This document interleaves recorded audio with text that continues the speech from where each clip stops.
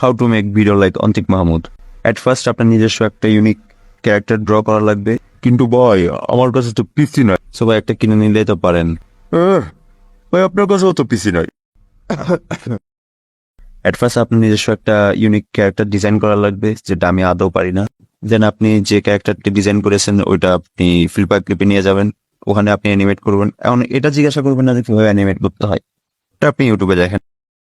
দেন আপনার ওই ক্লিপটি আপনি যে কোনো এডিটিং সফটওয়্যারে নিয়ে যাবেন, ওখানে গিয়ে এডিট করবেন। That's all.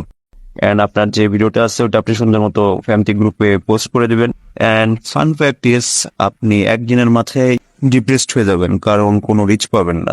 আর লাস্ট কথা কি, বাংলাদেশে অ্যানিমেটরের কোনো ভাত নাই। দ্যাটস ওয়াই আমরা সবাই পাতা খাই।